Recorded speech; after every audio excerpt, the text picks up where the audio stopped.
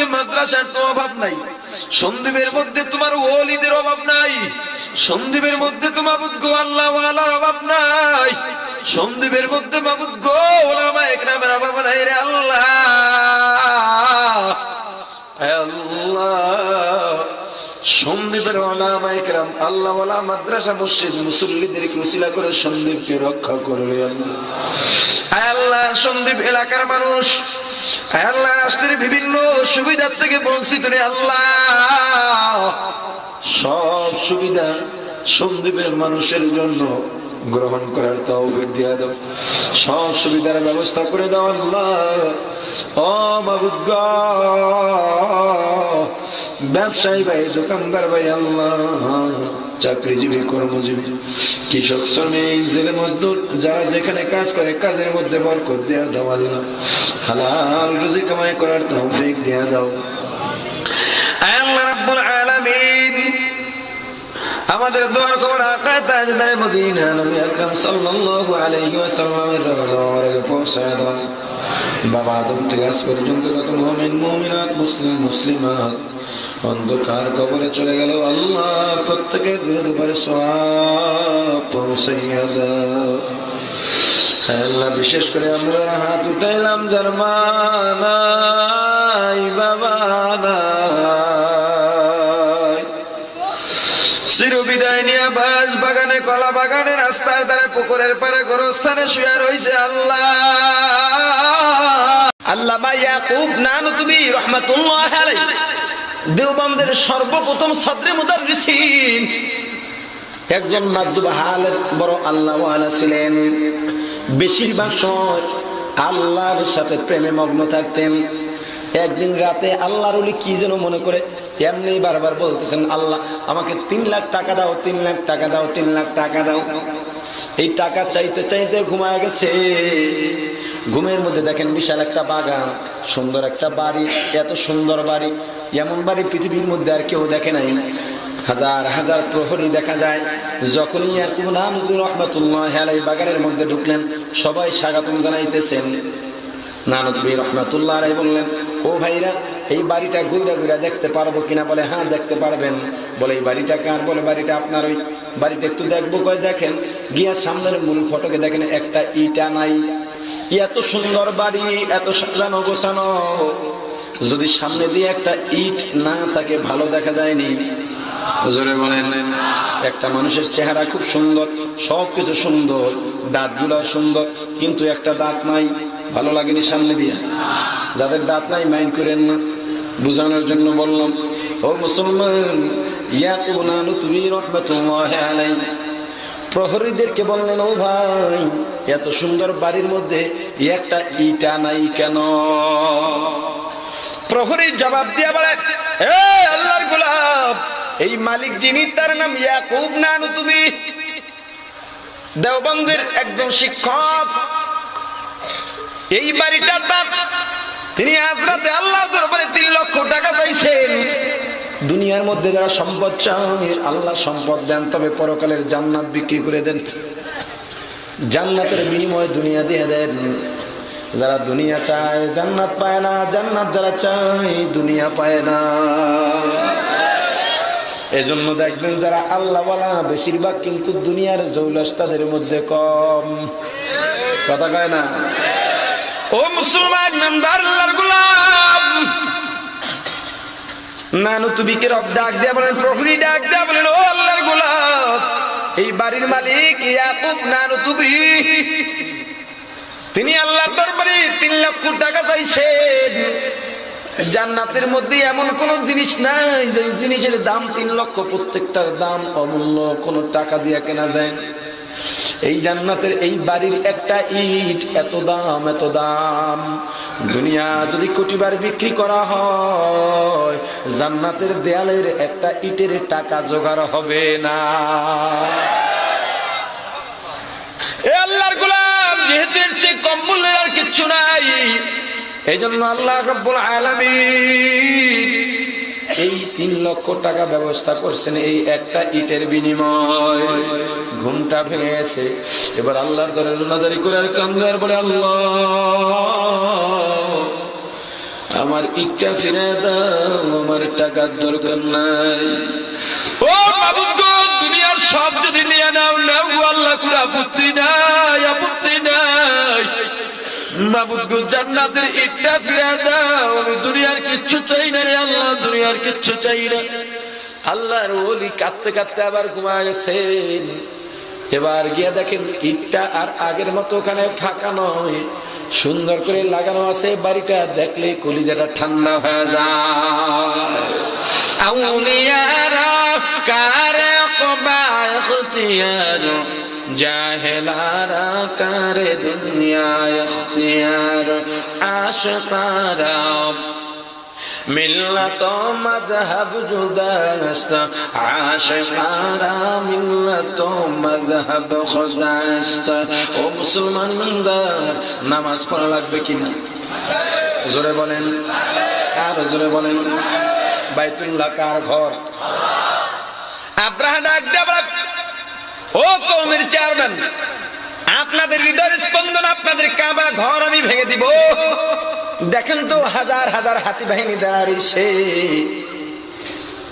একবারও আপনাদের ঘর রক্ষার জন্য আবেদন করলেন না, হামলা যাতে না করি তার আবেদন করলেন না। কারণটা কি? নবীজির দাদা রাগ করে বললেন, এ বেয়াদব আহম্মক, কাবার ঘর কাবার মালিক আল্লাহ, উটের মালিক আমরা। কাবার মালিক কে? এ বেয়াকুব, কাবার মালিক আল্লাহ, উটের মালিক আমরা। আল্লাহর ঘর রক্ষা করবেন আল্লাহ, আমাদের উট নিয়ে চলে যাব। আমরা উটগুলো ছেড়ে দিচ্ছে, নবীজির দাদা উট নিয়ে চলে যায়।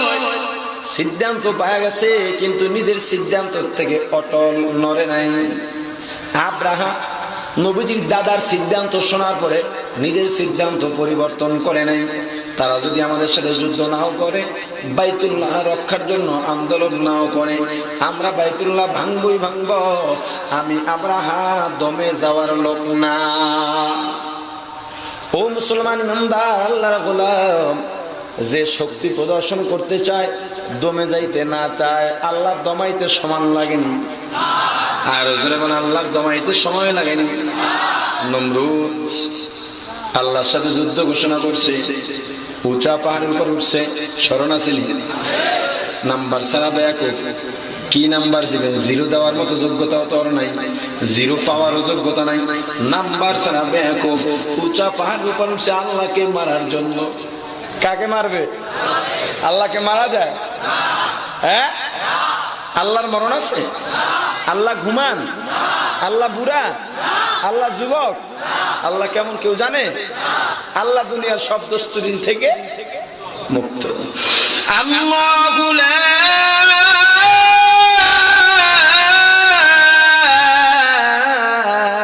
ইলাহা ইল্লাহু, লা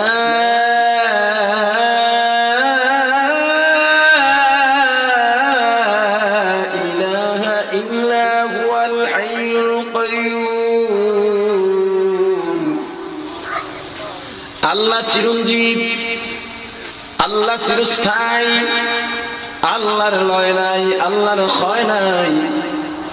আল্লাহর পরিচয় তো কালকে কিছুটা বলেছিলাম। ও মুসলমান ইমানদার, আল্লাহর গোলাম, আল্লাহকে তীর নিক্ষেপ করছে আসমানের দিকে।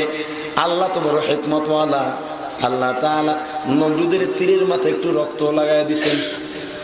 নমরুদ হাতে পাইয়া খুশি, মহা খুশি। রাষ্ট্রের মধ্যে দৌড়ায়, শহরের গলির মধ্যে দৌড়ায়, মানুষকে এলান করে জানায়, এ শহরের লোকজন, এখন থেকে আমি তোমাদের নতুন খোদা। আমার সামনে আঙুল উঁচু করে কথা বলবি না, আমার সামনে মাথা উঁচু করে দাঁড়াবি না, আমার সামনে জোরে জোরে কথা বলবি না, মাত্র নতমস্তকে দাঁড়ায় থাকবি।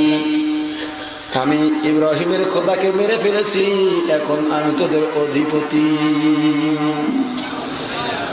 আনন্দ যখন এখনো শেষ হয় নাই, ইতিমধ্যে একটা ল্যাংড়া মশা নাকের মধ্যে দিয়ে ঢুকে গেছে, হেড কোয়ার্টারে গিয়ে বসছে, আনন্দ চালাইতেছে। এমন সময় ল্যাংড়া মশা ল্যাংড়া পা দিয়া মাথার মধ্যে একটা বাড়ি মারছে, শর্ট মারছে, মারে বাবারে বলে চিৎকার মারছে। দারোয়ান দৌড় দিছে, ও মহারাজ কি হইল, চিল্লা পাল্লা কেন করতেছেন, এত আনন্দ করলেন, হঠাৎ করে চিল্লানি কেন মারলেন? নমরুদ ডাক দিয়া বলে বেশি কিছু না, নতুন খোদায়িত্ব পাইছি তো, এজন্য মনে হয় মাথাটা একটু বেশি ভারী হয়ে গেছে, তোর টিপ দিয়ে ঠিক হয়ে যাবে। টিপ দেয় দারোয়ান, কয় জোরে দে, মজা লাগে, জোরে দেয়, মজা লাগতেছে। এদিকে ল্যাংড়া মশা লাঠির জোর একটু বাড়ায় দিচ্ছে, আরো বেশি ব্যথা শুরু হয়ে গেছে। ও মুসলমান, সেই আল্লাহ আছেন না নাই? কি ব্যাপার, আর জোরে দে, ব্যথা তো বাইরে গেছে, জোরে দে, জোরে দে। দারোয়ান বলে মহারাজ আর পারি না, আঙুল ব্যথা হয়ে গেছে। কথা হলে আবার ঘুষিবার। দারোয়ান মনে মনে চিন্তা করতেছে, সুযোগ পাইছি হাতছাড়া করব না। মহারাজ জীবনে লাইতেনে কম লাইতাও নাই, ঘুষানে কম ঘুষাও নাই, আজকে যেহেতু সুযোগ পাইলাম জুতা পিটা করে ছাড়ব। ঘুষে কত কম, মহারাজ আঙুলের ছাল উঠে গেছে, আর ঘুষিয়ে দিতে পারি না। কয় কি করবি? কয় জুতা লই। কয় কি কস? শেষ পর্যন্ত জুতা লবি? এটা মানুষ যতর ব্যাপার আছে, দরজাটা বন্ধ কর।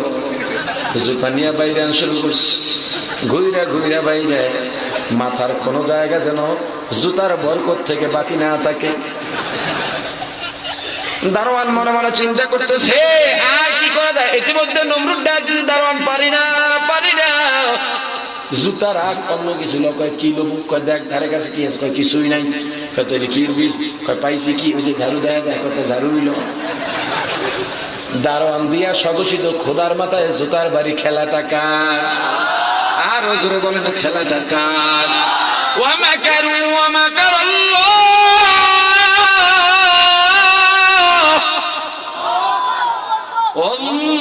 আল্লাহু খায়রুল মাকিরিন।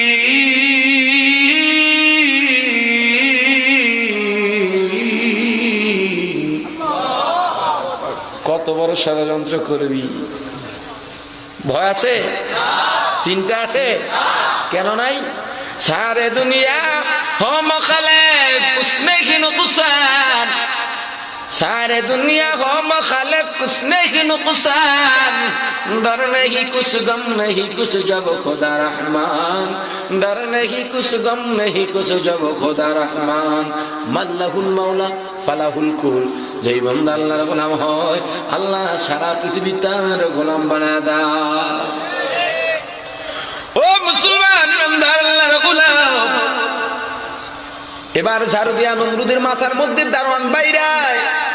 কিছুক্ষণ পর নমরুদ ডাক দেয়া বলে, দারোয়ান পারি না, পারি না, পারি না। যন্ত্রণা যে সহ্য হয় না, চূড়ান্ত সিদ্ধান্ত গ্রহণ কর। ও মহারাজ, চূড়ান্ত সিদ্ধান্ত কি? কয়েকটা মুগুর ল। দারোয়ান মুগুর নিয়ে এক বাড়ি জায়গার মধ্যে সংঘটিত খোদা চিৎপটান। কার সাথে পাল্লা দাও? আল্লাহর ঘর ভাঙবে, সাহস তো কম না। আল্লাহর ঘরের বিরুদ্ধে কেউ কোনো কথা বললে তার ছাড় হবে না, ঠিক কিনা? কোরআনের বিরুদ্ধে বললে কোনো ছাড় হবে না, রাসূলের আদর্শের বিরুদ্ধে বললে কোনো ছাড় হবে না, মুসলমানদের বিরুদ্ধে কথা বললে কোনো ছাড় হবে না, মাদ্রাসার বিরুদ্ধে কথা বললে ছাড় হবে না, মসজিদের বিরুদ্ধে কথা বললে কোনো ছাড় হবে না, উলামায়ে কেরামের বিরুদ্ধে কথা বললে ছাড় হবে না, টুপির বিরুদ্ধে কথা বললে ছাড় হবে না, পর্দার বিরুদ্ধে কথা বললে কোনো ছাড় হবে না, পাগড়ির বিরুদ্ধে কথা বললে কোনো ছাড় হবে না। একটা কথা পরিষ্কার ভাষায় জানায় দেয়, রাষ্ট্রের মধ্যে বিদ্যুৎ থাকবে না, আমরা কোনো আন্দোলন করবো না। চাউলের দাম 200 টাকা হবে, পারলে খাবো, না হয় না খেয়ে থাকবো। হুজুরদের না খেয়ে থাকার অভ্যাস আছে, হুজুররা না খেয়ে থাকবে তবুও চুরি করবে না। আরে দেশপ্রেমিক যদি থাকে তো হুজুররাই আছে, কথা কয় না? পরিষ্কার কথা। চাউলের দাম 200 টাকা হবে, পারলে খাবো, না হয় না খেয়ে থাকবো। বিদ্যুৎ থাকবে না, মোমবাতি জ্বালিয়ে লেখাপড়া করবো। রাস্তাঘাট ভালো থাকবে না, গাড়ি না চললে হেঁটে আমরা চলবো। 5-10 মাইল হেঁটে ক্লাস করার মতো, মসজিদে নামাজ পড়ার মতো অভিজ্ঞতা ওলামায়ে কেরামের আছে, ঠিক কিনা জোরে বলেন? আমরা সরকারের বিরুদ্ধে যাব না, বিরোধী দলের বিরুদ্ধে যাব না, কিন্তু যখনই কেউ ইসলামের বিরুদ্ধে আঙুল তুলবে তার বীজ জাত ভেঙে দিব। বাংলার জমিনে কবে আলোচনা করে খাবি?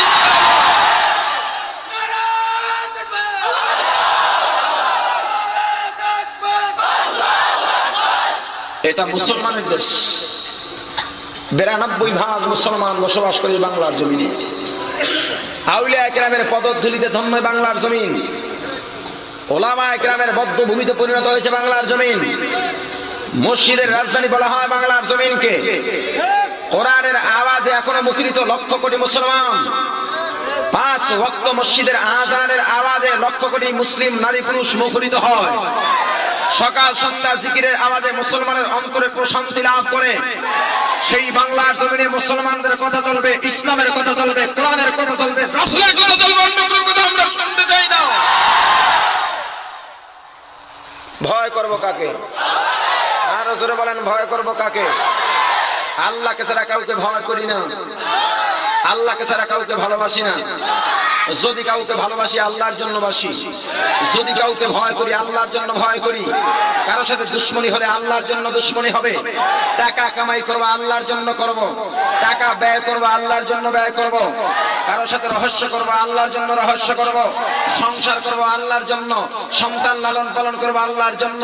দুনিয়ার কারো গোলামি করি না, দুনিয়াকে পূজা করতে আমরা রাজি না ইনশাআল্লাহ। সবাই রাজি আছেন তো? আরো জোরে বলেন। ও মুসলমান, এই বাংলাদেশ সুন্দর স্বাধীন রাষ্ট্র হিসেবে আমরা পেয়েছি কাদের উসিলায়? একমাত্র ওলামায়ে কেরামের উসিলায়। কারণ এক সময় বাংলাদেশ, পাকিস্তান, ইন্ডিয়া কোনো আলাদা রাষ্ট্র ছিল না, সব মিলে নাম ছিল মহাভারত। এই মহাভারত এক সময় শাসন করত মুসলমানেরা। 1704 বা 6 খ্রিস্টাব্দে ব্রিটেন থেকে ইংরেজরা ইস্ট ইন্ডিয়া কোম্পানির নাম দিয়ে ব্যবসার নামে মহাভারতের মধ্যে প্রবেশ করে। 50 বছরের সাধনায় কূট কৌশলে মুসলমানদের হাত থেকে ইংরেজরা ক্ষমতা ছিনিয়ে নেয়। মুসলমানদের হাত থেকে ক্ষমতা ছিনিয়ে নেওয়ার পরে উপমহাদেশ স্বাধীনতা আন্দোলনের ইতিহাস আমি আপনাদের মাঝে বলতে পারবো না। 2-1 মিনিট আমার কথাটা প্রমাণ দেওয়ার জন্য শুধু বলতেছি। মুসলমানদের হাত থেকে ইংরেজরা ক্ষমতা ছিনিয়ে নেওয়ার পরে মুসলমানদের মসজিদ মাদ্রাসার জমিগুলো বাজেয়াপ্ত করে দেয়। মুসলমানদের উপরে নির্যাতনের স্টিম রোলার চালানো শুরু হয়। মুসলমানদের মা বোনের ইজ্জতের নিরাপত্তা ছিল না। প্রায় মুসলমানদের নির্যাতন সহ্য করতে না পেরে মুসলমানদের পিঠ যখন দেয়ালের সাথে লেগে গেছে, শাহ ওলিউল্লাহ মুহাদ্দিসে দেহলভী রহমাতুল্লাহ আলাইহির সন্তান শাহ আব্দুল আজিজ মুহাদ্দিসে দেহলভী রহমাতুল্লাহ আলাইহি 1803 অথবা 8 খ্রিস্টাব্দে মহাভারতের মুসলমানদেরকে ডাক দিলেন, হে মহাভারতের মুসলমানেরা, ইংরেজ খেদাও আন্দোলনের জন্য একটা মুক্তিযুদ্ধের আন্দোলনে ঝাঁপিয়ে পড়ো, না হয় ইংরেজদের শোষণ আমরা শোষণে শোষণে শেষ হয়ে যাব। শাহ আব্দুল আজিজ মুহাদ্দিসে দেহলভী রহমাতুল্লাহ আলাইহির এক ডাকে মহাভারতের লক্ষ লক্ষ মুসলমানেরা মুক্তিযুদ্ধের আন্দোলনে ঝাঁপিয়ে পড়ে। মহাভারতের মধ্যে তৎকালীন সময় মুসলমানেরাই মহাভারত স্বাধীনের জন্য রক্ত দিয়েছে, ওলামায়ে কেরাম জীবন দিয়েছে, গাছের ডালে ডালে ওলামায়ে কেরামের লাশ ঝুলেছিল, মুসলমানদেরকে জ্বলন্ত আগুনের মধ্যে জ্বালানো হয়েছে, শুয়োরের চামড়ায় পেঁচিয়ে মুসলমান ওলামায়ে কেরামকে আগুনের মধ্যে জ্বালানো হয়েছে। ওলামায়ে কেরামের জীবনের বিনিময়ে, টুপিওয়ালার জীবনের বিনিময়ে, মুসলমানের জীবনের বিনিময়ে মহাভারত স্বাধীন হয়েছিল, ঠিক কিনা জোরে বলেন। ওলামায়ে কেরাম যদি তখন স্বাধীন না করতেন, হয়তো আজও পর্যন্ত ইংরেজদের কবলে, ইংরেজদের শাসনে শোষণে আমাদের তাদের পায়ের তলে নিষ্পেষিত হয়ে থাকতে হতো, ঠিক কিনা। মহাভারত স্বাধীন হয়েছে সূত্র ধরে, পাকিস্তান বাংলাদেশ স্বাধীন হয়েছে, শুরুটা করেছিল ওলামায়ে কেরাম। মরতে যেহেতু হবে, আগুনে পুড়ে মরলেও মরতে হবে, পানিতে ডুবে মরলেও মরতে হবে, আজরাইলের হাতে মরলেও মরবো, গুলির আঘাতে মরলেও মরবো, তবে সার্টিফিকেট আল্লাহর কাছে, ছাড়পত্র পাবে, আজরাইল জান কবজ করবে। অতএব ভয় করবো কাকে? আরো জোরে বলেন, ভয় করবো কাকে? আরো জোরে বলেন, ভয় করবো কাকে? সব কিছুর মালিককে, সব কিছুর মালিককে।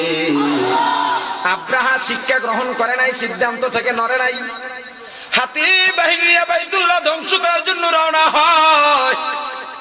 আল্লাহ রাব্বুল আলামিন নবীজি সাল্লাল্লাহু আলাইহি ওয়াসাল্লাম দুনিয়াতে আসার পরে, নবুয়তি প্রাপ্তির পর, নবীজি দুনিয়াতে আসার আগে যে ঘটনাটা ঘটেছিল, আব্রাহা বাহিনীর এই ঘটনাটা সূরাতুল ফিল নাজিলের মাধ্যমে নবীকে জানায় দিছে, যাতে নবীজি ঘাবড়ায় না যান, ভয় না পান, একটু টনিক দিয়ে দিলেন।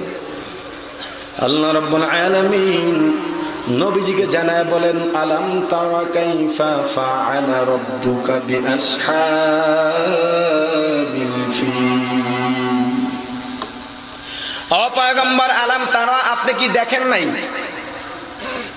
ঘটনাটা কি নবীজি দেখছেন নাকি? জোরে বলেন, কেন দেখেন নাই? ঘটনা ঘটছে নবীজি জন্মের আগে। তাহলে আল্লাহ কেন বললেন, এ পয়গম্বর আপনি কি দেখেন নাই? কথাটা একটু উল্টা উল্টা হয়ে গেল না? কোরআনের মধ্যে এমন একটু উল্টা উল্টা কথা, এটা বেমানান, ঠিক কিনা জোরে বলেন?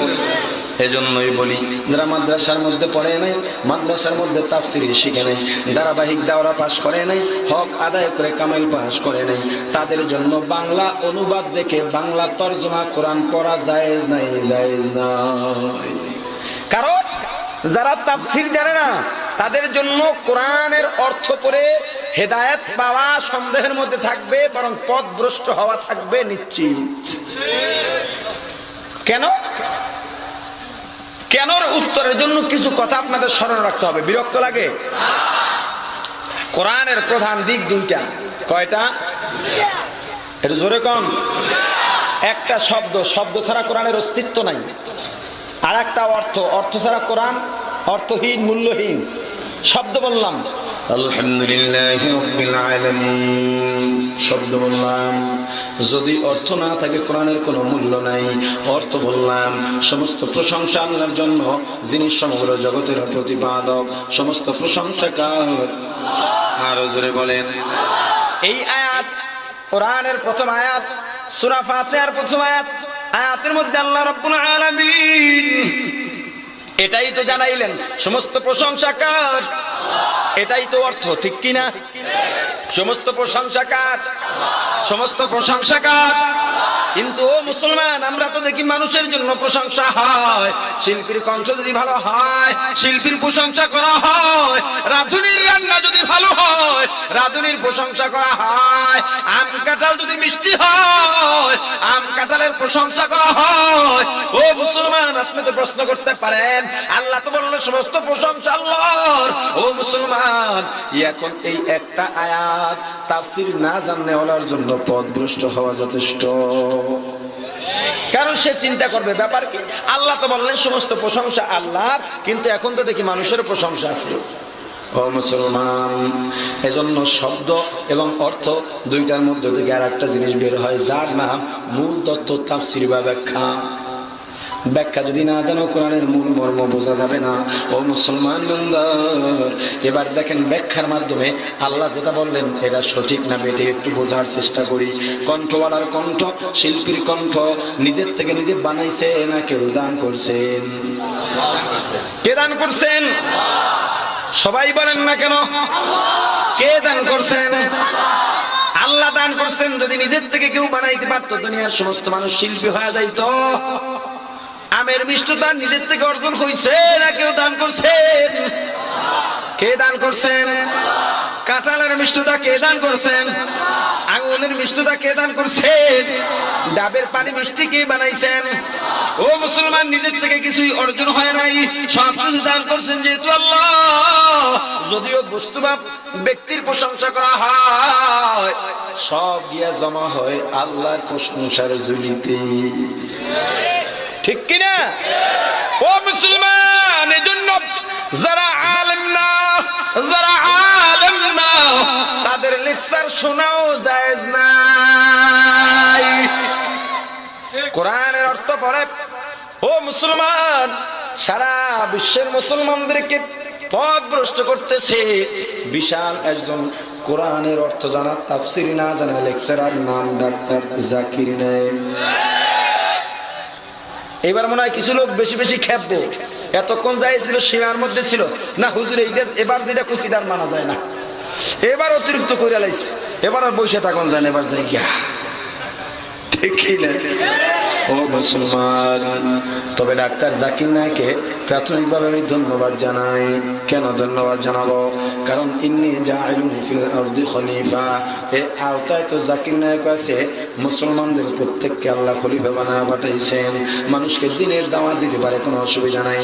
জাকির নায়েক অমুসলিমদের সাথে তর্ক বিতর্ক করে ইসলামকে সত্য ধর্ম হিসাবে প্রমাণিত করতে পারেন, এজন্য তাকে ধন্যবাদ জানাই। কিন্তু ভাই, তুমি তর্ক করো, লেকচার দাও, তোমার জন্য ঠিক আছে, তোমার জন্য কোরআনের ফতোয়া তাফসীর করা জায়েজ না।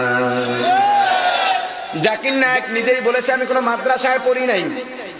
এ মুসলমান, জাকির নায়েক শুদ্ধ করে কোরআনই তো পড়তে পারে না। যার কোরআন শুদ্ধ নয় তার তো নামাজই হয় না। যার নামাজ হয় না সে নামাজ নিজে ঠিক না কইরা অন্যকে ওয়াজ করে কোন সময়?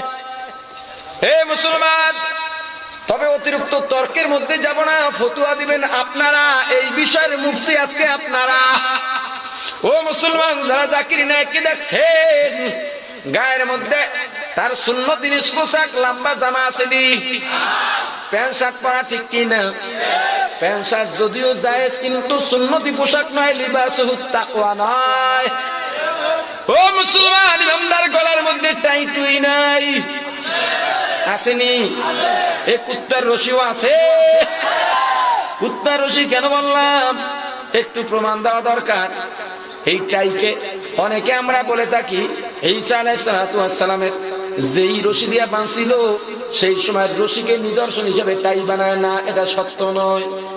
ওই নিদর্শন হিসেবে তারা গলার মধ্যে কোরস পরে, কোরস, কোরস চিনেন? হাইওয়ে হোটেলের কর্মচারীগো, এগুলো বাধ্যতামূলক। অনেক অফিস আদালতেও থাকে, দেখবেন কলারের সাথে মিলানো পুরন চিহ্ন, ছোট্ট সাদা বা অন্য কালার যেটাই হোক, ছোট্ট একটা কোরসের মতো থাকে, এখানে পুরন চিহ্নের মতো থাকে। এটা হলো সেটা, কিন্তু টাইয়ের একটা ইতিহাস আছে, বলবো? রাগ হবেন না নি তো? এক খ্রিস্টান আমেরিকার মধ্যে রাগ হইল, লাভ নাই, কারণ আমি আপনাকে জোর করে আসিনি। আর জোর কি দূরের কথা, সন্দীপে মনে হয় 5 বছর আগের থেকে যোগাযোগ করে একটা মাহফিলের জন্য। ওই যে আজমপুর আশরাফুল মাদ্রাসার হুজুর আছেন এখানে, উনি আমার দাওয়াত দিয়েছেন, তারিখ দিছি, তারিখ আবার পাল্টায় দিছি, আবার পাল্টায় দিছি, এরপর আসতে পারিনি। আপনারা আমাকে আনছেন, আমি জোর করে আসিনি।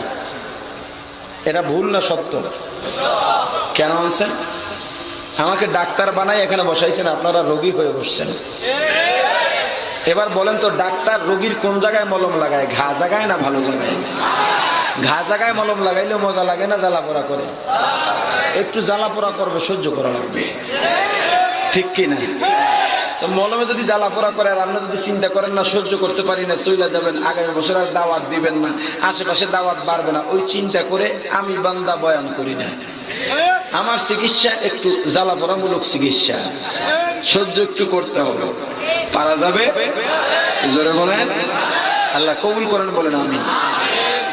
সংক্ষেপে শেষ করে দিব, রাত অনেক হয়ে গেছে। নাকি এখনই শেষ করে দিব? হ্যাঁ, চলবে? আলহামদুলিল্লাহ বলেন, আরো জোরে। তো খ্রিস্টান কুকুর পালন করত, নিজে যা খাইতো কুকুরকেও তাই খাওয়াইতো, নিজে যেখানে ঘুমাইতো কুকুরকেও সেখানে ঘুম পড়াইতো, নিজে যে সাবান দিয়া গোসল করতো কুকুরকেও সেই সাবান দিয়ে গোসল করাইতো। কিন্তু কুল্লু নাফসিন যায়িকাতুল মাউত, মরা লাগবে না? এই আয়াতের বাইরে কুকুর ছিল নাকি? সব কুল্লু নাফস। কুকুরটা মারা গেছে, খ্রিস্টান শোকে মুসলমান হয়ে গেছে।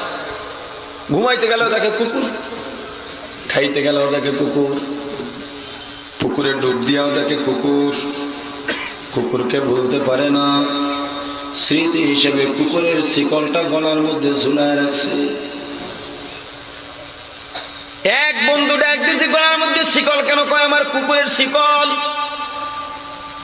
কয় এত বড় শিকল ভালো দেখা যায় না, গলার মধ্যে দাগ পড়ে যাবে, শিকলটা কাইটা অর্ধেক কর। শিকল কাটছে, কাইটা অর্ধেক করছে, কয় তাও তো ভালো দেখা যায় না। কয় প্রতীক তো দরকার, প্রতীক। প্রতীকের জন্য আসল জিনিস হওয়া শর্ত নয়, বরং তোর প্যান্ট শার্ট স্যুটের সাথে মিলাইয়া ম্যাচিং করে একটা কাপড় গলার মধ্যে ঝুলা।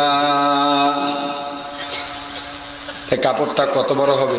কয় যত বড় শিকল তার চেয়ে অর্ধেক বা তার চেয়ে কম। এত বড় শিকল তো পা পর্যন্ত ঝুলানো যাবে না, প্রতীকটা হবে গলার মধ্যে অল্পটুকু ঝুলানো। কয় নাম দেবো কি? কয় কুকুরের নাম ছিল কি? কয় টাই টম। কয় টম তো মইরা গেছে, রইছে টাই, এটা হলো টাই। ও মুসলমান, টাইও আছে গলার মধ্যে। কথা আপনারা দেখেন না তার লেকচার? সামনে মহিলারা বসে না, বসলেও পর্দা দিয়া বুরকা দিয়া পুরো প্যাকেট হয়ে বসে, খোলা বেপর্দা। অনেকগুলো কথা বললাম, জাকির নায়েকের বিরুদ্ধে অনেকগুলো অভিযোগ তুললাম। জাকির নায়েক ভক্ত যারা আছেন প্রত্যেকের কাছে আমার প্রত্যেক অভিযোগের উত্তর আছে, সেটা আমি জানি। আমি যে অভিযোগগুলো করলাম প্রত্যেক অভিযোগের উত্তর জাকির নায়েক ভক্তদের কাছে আছে, সেটা আমার অজানা নয়। কিন্তু আপনি যে উত্তর দিবেন সেই উত্তরের পিঠে আমার যে প্রশ্ন আছে সেই প্রশ্নের উত্তর আপনার 14 গোষ্ঠীর কাছেও না। এজন্য প্রশ্ন উত্তরে যাব না, সিদ্ধান্ত আপনারা দিবেন। ও মুসলমান ইমানদার, আপনাদের ইমাম সাহেবকে আপনি দেখলেন হঠাৎ করে একদিন জুমায় গলার মধ্যে টাই প্যান্ট শার্ট পরে জুমার খুতবায় উঠছে, নামাজ পড়বেন নি? আরে কি করে পড়বেন না? অনেক দূর দূরান্ত থেকে, এখানে তো হাজারের উপর মনে হয় সাইকেল দেখলাম, মোটর সাইকেল দেখলাম, দূর দূরান্ত থেকে আসছেন, আমাকে বড় মোহাব্বত করেন, আমার বয়ান শোনার জন্য আসছেন। কিন্তু এসে যদি দেখতেন আমার গলার মধ্যে টাই পরা, প্যান্ট শার্ট পরা, লাল চামড়ার কয়েকটা মহিলার সামনে বসাইছি হেদায়েত করণের লাইয়া, আমার বয়ান শুনতেন না, জুতা মারতেন। জুতা মাঠে একটাও থাকতো না, স্টেজে ভইরা যাইত, স্টেজটা জুতার শোরুম হয়ে যাইত। এ মুসলমান, আপনার টাই পরা প্যান্ট শার্ট পরা ইমামের পিছনে নামাজ যদি না পড়ে, প্যান্ট শার্ট টাই পরা ওয়াজির ওয়াজ যদি না শুনেন, রে মুসলমান, জাকির নায়েকের জন্য কেন পাগল হইলে? এটা যে ইহুদি খ্রিস্টানদের বড় এক আবিষ্কার। কারণ মুসলমান জাকির নায়েকের কারণে সাধারণ মানুষগুলো উলামায়ে কেরাম থেকে দূরে সরে গেছে। ইমাম সাহেবকে গিয়া ফতোয়া দেয়, ওই ইমাম সাহেব জাকির নায়েকের চেয়ে কি বেশি জানেন আপনি? উলামায়ে কেরাম থেকে দূরে সরে গেছে। যখন সাধারণ মানুষ উলামায়ে কেরাম থেকে দূরে সরবে, তখন ইসলাম বিদায় দেওয়ার জন্য আন্দোলন করা লাগবে না, এমনি এমনি ইসলাম বিদায় হয়ে যাবে। বুঝেন নাই? উলামায়ে কেরামের থেকে সাধারণ মানুষের যদি জুদাই ঘটে, ভিন্নতা ঘটে, উলামায়ে কেরাম থেকে সাধারণ মানুষ যদি দূরে থাকে, উলামায়ে কেরামের সাথে সাধারণ মানুষের যদি সম্পর্ক না থাকে, ইসলামের জন্য কিছুই করা লাগবে না। যত ইসলামের দাওয়াত দিবা কাজ হবে না, অটোমেটিক ভাবে ইসলাম এমনি এমনি নিভে যাবে, ইসলামের আলো নিভে যাবে, ইসলামের বাতি বন্ধ হয়ে যাবে। ও মুসলমান ইমানদার, আল্লাহ রাব্বুল আলামিন পয়গম্বরকে জানায় দিলেন, আলাম তারা কাইফা ফাআলা রাব্বুকা বিআসহাবিল ফিল।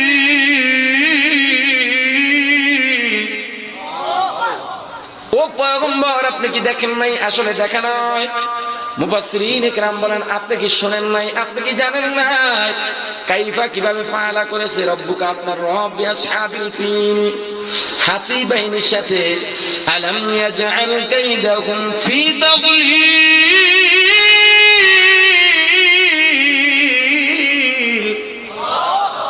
আল্লাহ রাব্বুল আলামিন আপনার রবকে হাতি বাহিনীর সমস্ত চক্রান্ত নস্যাৎ করে দেননি। ওয়া আরসালা আলাইহিম তায়রান আবাবিল। আল্লাহ রাব্বুল আলামিন আবাবিল নামক ছোট্ট ছোট্ট পাখি বানায় দিয়েছেন, শূন্য বানায়া। প্রত্যেকটা পাখির ঠোঁটের মধ্যে একটা কঙ্কর, দুই পায়ের মধ্যে দুইটা কঙ্কর, তিনটা গুলি নিয়ে রেডি হয়ে রইছে। তারমিহিম বিহিজারাতিন মিন সিজ্জিল। হাতি বাহিনী জমা হয়ে গেছে, বাইতুল্লাহ ধ্বংস করবে, বাইতুল্লাহকে ধ্বংস করবে, বাইতুল্লাহ ধ্বংস করবে। বাইতুল্লাহ তো আল্লাহর ঘর, কি জোরে বলেন? আল্লাহর ঘর রক্ষা করবেন কে? আর জোরে বলেন, আল্লাহর ঘর রক্ষা করবেন কে?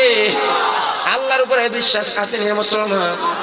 ইবলিস তাবিজ কিন্তু গুতায়, রাত অনেক হয়ে গেছে, অনেক সময় হয়ে গেছে, চল আগামীকালকে নদীতে মাছ ধরতে হবে, জমিনে ফসলের কাজ করতে হবে, দোকানদারি করতে হবে, অফিসে যেতে হবে, অফিস কিন্তু খোলা। এই হুজুর যতই ওয়াজ করুক না কেন, তোকে এক বস্তা চাউল কিনা দিবে না। এমন ধোকা দেয় কিনা? ইবলিস আপনাকে কেন উঠে আনিতে চায় জানেন? ও মুসলমান, ইবলিস জানে 2 দিন ব্যাপী তাফসীর মাহফিল, আজকে আখিরি মুনাজাত। আমি একজন মুসাফির, ওলামা ইকরাম আছেন, যদি এখানে দোয়া করে সবাই কাঁদেন, তুমিও সাথে কাঁদো। তুমি কাঁদবা না, কাঁদার দরকার নাই। একজন মানুষ যদি চোখের পানি ছেড়ে কাঁদে, তাকে উসিলা করে আল্লাহ তোমাকেও মাফ করে দিবে। ইবলিসের এটা নিয়েই জ্বালা পোড়া। আল্লাহ যদি তোকে মাফ করে দেয়, আমি যে তোকে নিয়ে যুগ যুগ ধরে সাধনা করলাম, আমার সাধনার কি হবে? তোর মা বাবার জন্য দোয়া করবি, তোর মা বাবার কবরটা জান্নাতের বাগান হয়ে যাবে। যদি তোর মা বাবার কবর জান্নাতের বাগানই হয়, তাহলে আমি যে তোর মা বাবাকে জাহান্নামের ব্যবস্থা করলাম, আমার চেষ্টা তো বৃথা যাইতে পারে না। এজন্য চল চল, আখিরি মুনাজাত দিতে পারবি না, তাড়াতাড়ি বাড়িতে চল। এজন্য অনেক মানুষ দেখবেন ইবলিসের দোকানে পড়ে উঠে যায়। দেখবেন অধিকাংশ মাহফিলের মধ্যে যখনই মুনাজাত দেয়, কিছু মানুষ মুনাজাত না দিয়া চলে যায়। অথচ শেষ ভালো যার, সব ভালো তার। গতকালই বলেছিলাম, যতই বলি না কেন, বলতে বলতে যদি গলার থেকে রক্ত বের হয়, কাঁদতে কাঁদতে যদি আপনাকে নিয়ে চোখের থেকে পানি বের হয়, তবুও সবাই মানবে না, উলামা ইকরামের কথা শুনবে না। কারণ সবাই যদি শোনে মানে জাহান্নামে যাবে কারা? এক একটা আবাবিল পাখি 3টা গুলি নিয়ে রেডি হয়ে গেছে। আব্রাহা বাহিনী মক্কার কাছাকাছি যাওয়ার সাথে সাথে তার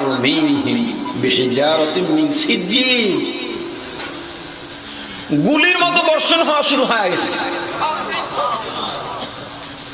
এত পাওয়ার, এত পাওয়ার, এত পাওয়ার! পাথর যেখানে পড়ে সেখান থেকে ছিটকে যায় না, যেখানে পড়ে সেখান থেকে ভেদ হইয়া অপর প্রান্ত থেকে বের হয়ে যায়। ও মুসলমান, মানুষের মাথার মধ্যে পড়ে, মাথার মধ্য থেকে ভেদ কইরা পেটের নারী বুঝি ভেদ কইরা পায়খানা রাস্তা দিয়ে বের হয়ে যায়। হাতির চামড়া এত পুরো, এত পুরো, সহজে গুলি হাতির মধ্যে ঢুকানো যায় না। কিন্তু আবাবিল পাখির এই একটা একটা পাথর হাতি এক একটা কুপকাত হয়ে যায়। ক্ষমতা কার? আর জোরে বলেন ক্ষমতা কার? আর জোরে বলেন ক্ষমতা কার? নবীজিকে আল্লাহ রাব্বুল আলামিন সান্ত্বনা দিতেছেন। কি দিতেছেন? সান্ত্বনা দিতেছেন। আপনার ভয় কিসের? আমি আল্লাহ আছি তো, আমি আল্লাহ আব্রাহা বাহিনীকে এভাবে ধ্বংস করেছি, অতএব আমি আল্লাহ সৈন্যের অভাব নাই। ঠিক কিনা জোরে বলেন? তারমিহিম বিহিজারাতিন মিন সিজ্জিল।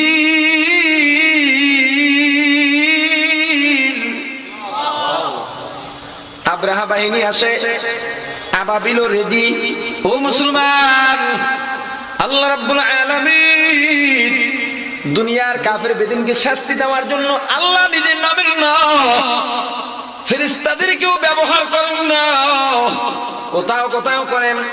বাকি আল্লাহ ক্ষুদ্র ক্ষুদ্র প্রাণীকে সৈন্য বানাইয়া ইসলামের দুশমনদেরকে শিক্ষা দেন। ربنا ظلمنا أنفسنا وإن لم تغفر لنا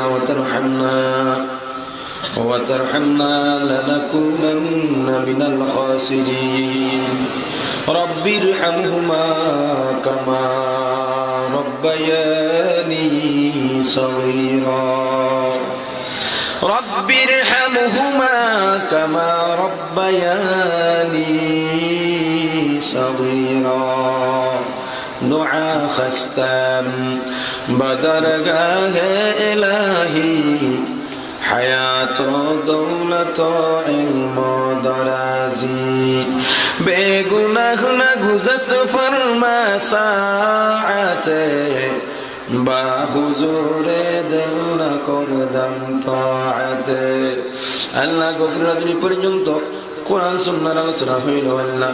আল্লাহ 2 দিন পর্যন্ত কোরআনের তাফসীর হইল, তাফসীরের আয়োজন যারা করলেন, দান সদকা যারা করছেন, সাহায্য সহযোগিতা যারা করেছেন, সহানুভূতি যারা দেখাইছেন, বুদ্ধি মেধা পরিশ্রম দিয়ে যারা মাহফিলকে সার্থক করলো, আয় আল্লাহ গভীর রাত পর্যন্ত উপস্থিত থেকে যারা মাহফিলকে সার্থক করলো, 2 দিন ব্যাপী পর্যন্ত এই তাফসীরের মধ্যে শুরুর দিন শুরু থেকে আজকে শেষ মোনাজাত পর্যন্ত যারা ধারাবাহিকভাবে বয়ান করলো, আল্লাহ ও মাবুদ গো, প্রত্যেককে তুমি কবুল করো, মঞ্জুর করে নাও।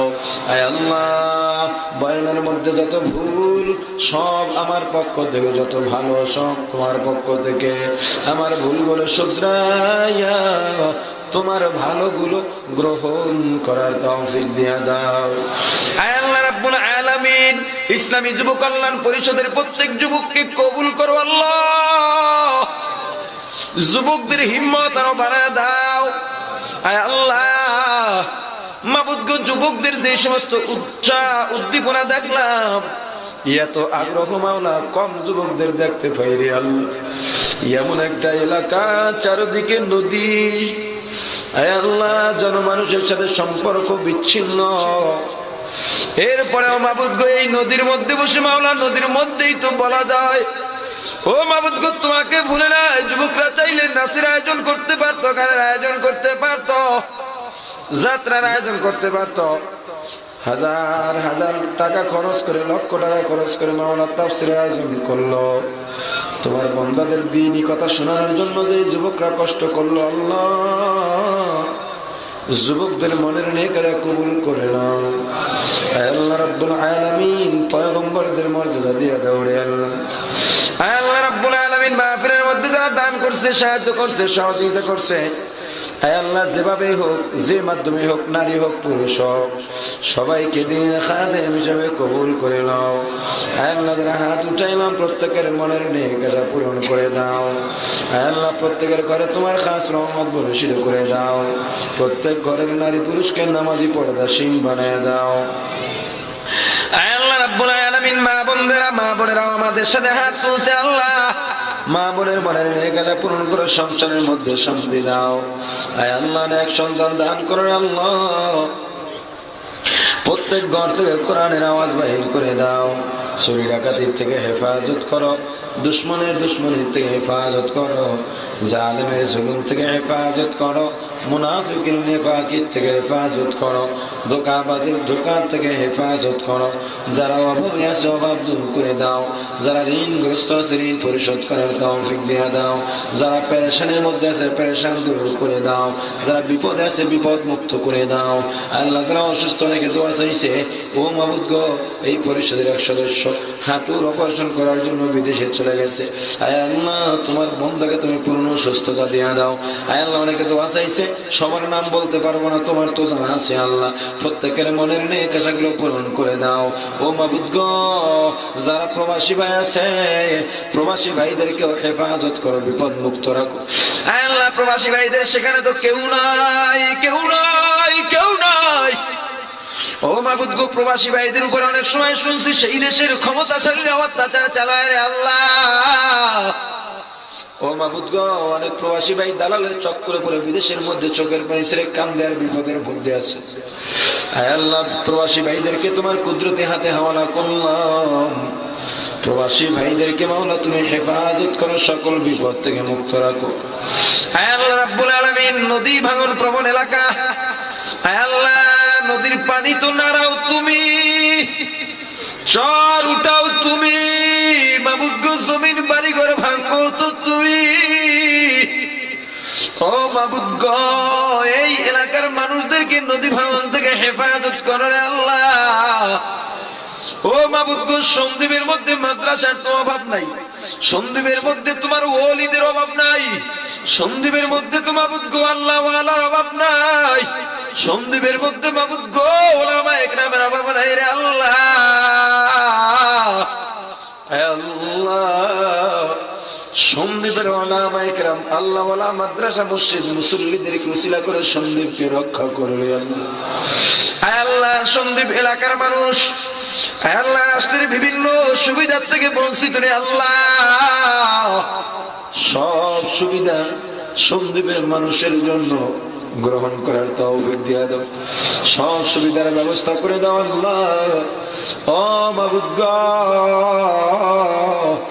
ব্যবসায়ী ভাই, দোকানদার ভাই আল্লাহ, চাকরিজীবী, কর্মজীবী, কৃষক, শ্রমিক, জেলে মজদুর, যারা যেখানে কাজ করে কাজের মধ্যে বরকত দিয়ে দাও আল্লাহ। হালাল রুজি কামাই করার তৌফিক দিয়ে দাও আল্লাহ রাব্বুল আলামিন। আমাদের দোয়ার খবর আকা তাজদার মদিনা নবী আকরাম সাল্লাল্লাহু আলাইহি ওয়াসাল্লামের দরবারে পৌঁছায় দাও। বাবা আদম থেকে আজ পর্যন্ত কত মুমিন মুমিনাত, মুসলিম মুসলিমাত অন্ধকার কবরে চলে গেল আল্লাহ, প্রত্যেকের দুয়ার উপরে সওয়াব পৌঁছাইয়া দাও আল্লাহ। বিশেষ করে আমরা হাত উঠাইলাম যার মা নাই, বাবা নাই, চির বিদায় নিয়ে বাস বাগানে, কলা বাগানে, রাস্তার ধারে, পুকুরের পারে, গোরস্থানে শুয়ে রয়েছে আল্লাহ। ওই সন্তান যখন মাহফিল ময়দানে রওনা হয়, ওই মা ডেকে ডেকে বলে, ও খোকা, আওয়াজের মাহফিলে যা বাবা, আমার জন্য দোয়া না করিয়া বাড়ি ফিরিস না। ও বাবা, গর্ভে ধারণ করলাম, কত কষ্ট দিলি রে বাবা, কষ্ট দিয়া দুনিয়ার মধ্যে আসছ। ও খোকা, তুই ছোট্ট শিশু, কান্না ছাড়া তোর কোনো ভাষা নাই। বাবা, শীতের রাত্র প্রসাব পায়খানা করে আমার বিছানা নষ্ট করছ, আমার শারীর আচরণ নষ্ট করছ। ও বাবা, তবু আমি তোকে ফালাইয়া দেই নাই, বরং আমি মা বিজার মধ্যে শুইয়া তোকে শুকনায় ঘুম পড়াইছি। এ বাবা, বড় হইয়া দূরে লেখাপড়া করার জন্য গেছো, চাকরি করার জন্য গেছো, ব্যবসা করার জন্য গেছো। তুই তো ব্যবসা করতে গিয়া, চাকরি করতে গিয়া, লেখাপড়া করতে গিয়া আরামের ঘুমাইছ, বন্ধুদের নিয়ে আড্ডা দিছ, আনন্দ করছো, ভালো ভালো খাবার খাইছ। কিন্তু আমি মা তোর চিন্তায় বাড়িতে ঠিকভাবে খাই নাই, ঘুমাই নাই, আনন্দ করি নাই। এ বাবা, বাড়িতে মেহমান আসছে, ভালো ভালো খাবার পাকাইয়া, মজাদার পিঠা বানাইয়া আমি সবাইকে ভাগ করে দিছি, আমি খাই নাই। সবার শেষে যখন তোর বাবার আমি খাইতে বসলাম, আমি একটা পিঠা হাতের মধ্যে নিছি, খাবো, কিন্তু যখন মুখের কাছে নিছি, পিঠাটা আমার হাত থেকে পড়ে গেছে, দুই চক্ষু দিয়া টপ টপ করে বৃষ্টির মতো পানি পড়া শুরু হয়েছে। তোর বাবা জিজ্ঞাসা করে, ও বিবি, কি কইল, খাইবে না?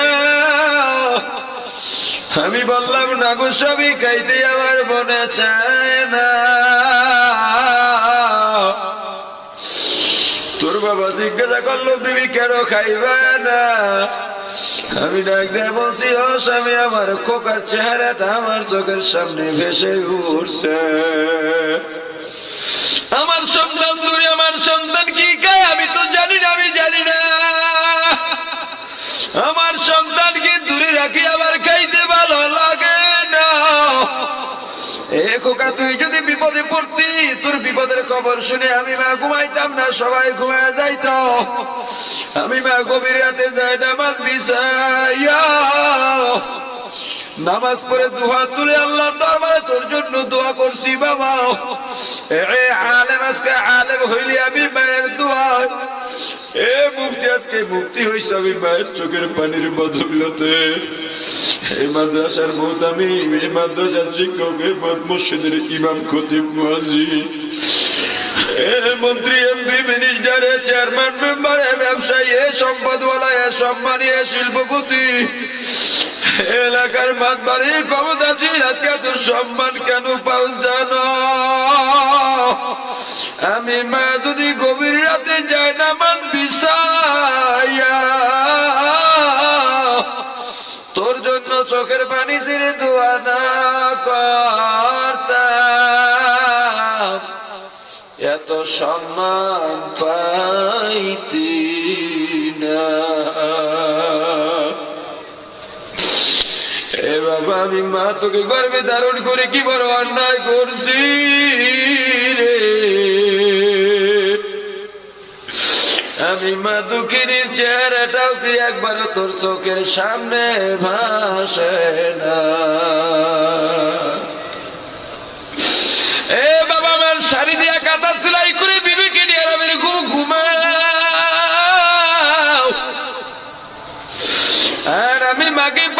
সাদা পাঁচখানা কাপড়ের প্যাকেট বানায়া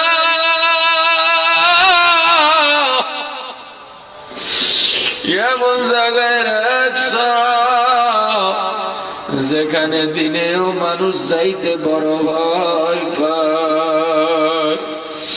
ওরে বাবা, আমার মনে তো, আমার জন্য তোর মনে যদি দয়া থাকে রে বাবা, আমি মাকে যদি ভালোবেসে থাকো রে বাবা, এ বাবা দুনিয়ার মধ্যে আমি যদি তোকে আদর করে থাকি রে বাবা, আজকে আমি দুনিয়াতে নাই, আমার জন্য একটু দোয়া কর। ওই বাবা ডেকে ডেকে বলে, ও কোকে মাথার কাম পায়ে ফেলাইয়া পিঠের হুদি পুরাইয়া গায়ের রক্ত পানি করে খাইয়া না গাইয়া না ঘুমাইয়া, এ বাবা তোর জন্য কামাই করছি,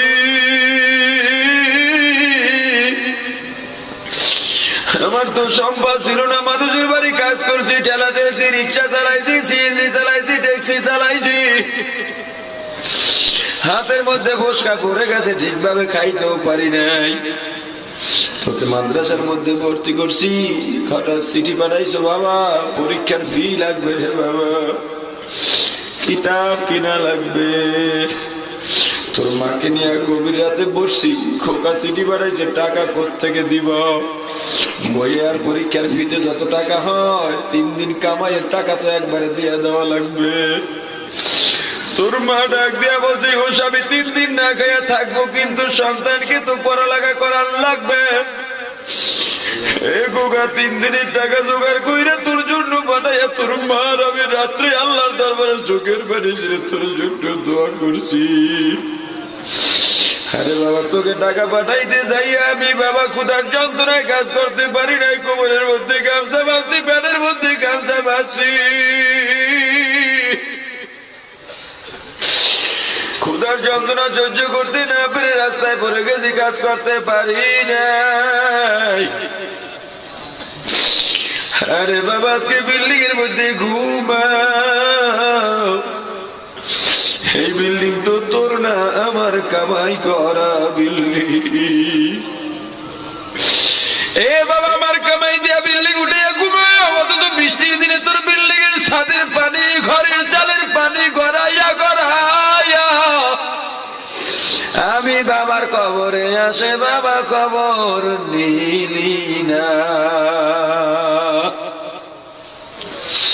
এ বাবা, আমার বাবার জন্য যদি দয়া লাগে একটু দোয়া কর বাবা, দোয়া কর। আল্লাহ তাকায় দেখো কোন সন্তান মা হারাইয়া বাবা হারাইয়া তোমার দরবারে চোখের পানি ছেড়ে শিশুর মতো কান্দে। আল্লাহ সন্তানের দোয়া উসিলা করিয়া প্রত্যেকের মা বাবার কবরগুলো জান্নাতের বাগান বানাইয়া দাও। আল্লাহ যার মা নাই বাবা নাই, অন্তরের মধ্যে বড় ব্যথা।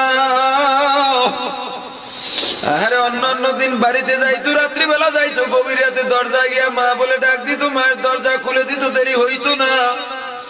কিন্তু এখন তার মা নাই, দরজায় গিয়া যদি ভুলে মা বলে ডাক দেয়, কাজ হয় না, কাজ হয় না। আরে মাঝে কত সম্পদ, বাবা যে কত বড় সম্পদ, যার মা নাই বাবা নাই সেই তো বোঝে। আর আগে গভীর রাতে বাড়িতে যাইতো, মায়ের দরজার সামনে দিয়া যায়, মা ডাক দিছে, জোতার আওয়াজ পাই, খোকা আসছো? হ্যাঁ মা আসছি। তুমি এখনো কেন ঘুমাও না?